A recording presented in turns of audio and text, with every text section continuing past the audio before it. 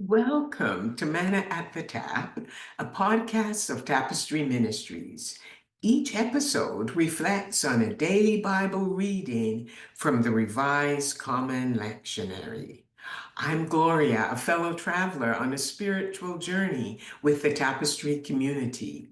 We call the daily Bible reading our spiritual manna. This daily manna nourishes our souls and fosters our spiritual growth as we share insights and interpretations that enrich our spiritual lives. The lectionary reading for Sunday, February the 16th, 2025, is from the Gospel of Luke, chapter 6.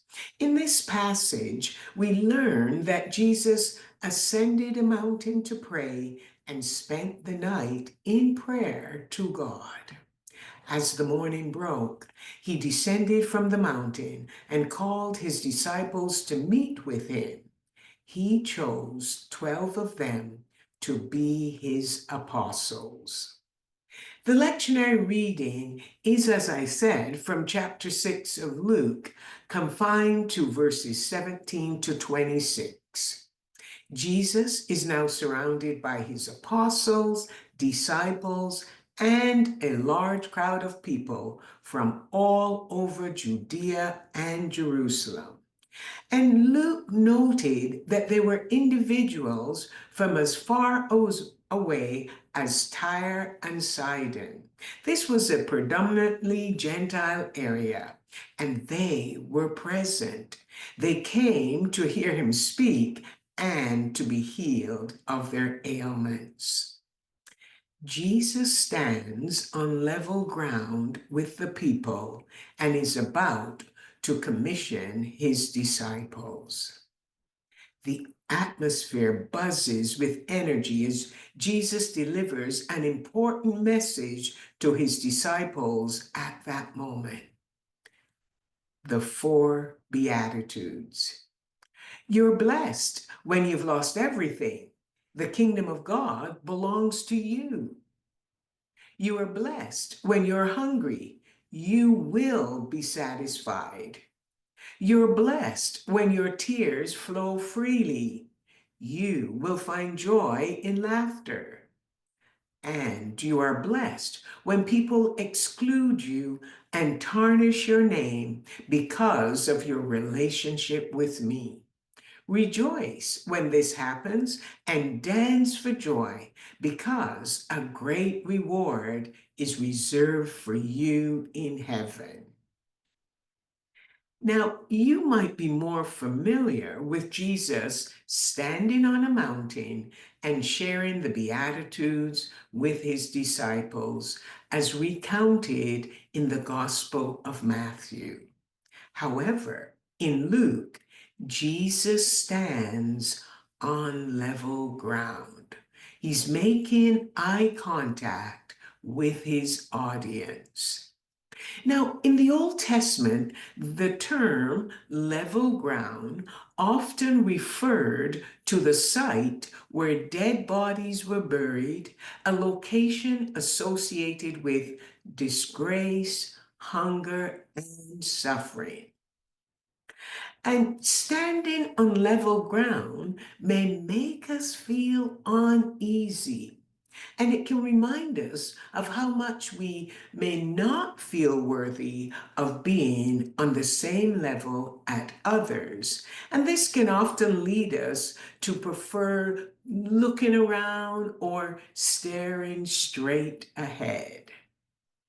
The next question is, what does Jesus mean by blessed when one is poor, hungry, weeping, and excluded? For Jesus, it means to be blessed in this context means being aware that the struggles one faces will not last forever. They are temporary. A day will come when one can rejoice and leap for joy because of the great reward in heaven. As Jesus stands in a fractured world, He teaches his disciples that God is present in the struggles with them and that they can lift their eyes to the mountains and beyond. Our hope comes from God, the maker of heaven and earth. He is with us, and we can also lift our eyes to the mountains when we are in need of help. Jesus then shared 4 woes. Here they are. If you believe you've arrived, difficulties are on the horizon. What you possess is all you'll ever receive. Trouble lies ahead if you are too satisfied with yourself. Your sense of self won't satisfy you for long. There's trouble ahead if you believe that life is just fun and games. Suffering awaits, and you will encounter it. And last of all, there's trouble ahead when you live solely for the approval of others. Our task in life is to be true, not popular. Living under the verdict of the 4 woes that Jesus shared indicates that one has mistaken their wealth, the good times they're enjoying, the overflowing tables, and the relationships with the rich and the powerful to be everything life has to offer. They may not experience much discomfort in this lifetime, but when they die, according to Jesus, they will awaken to a fiery existence.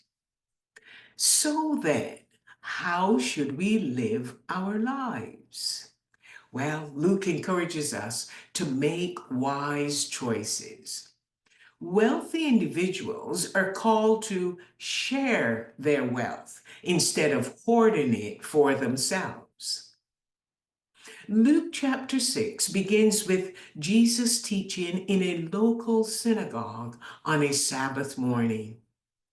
He then goes to a mountain, a place of closeness to God, to pray.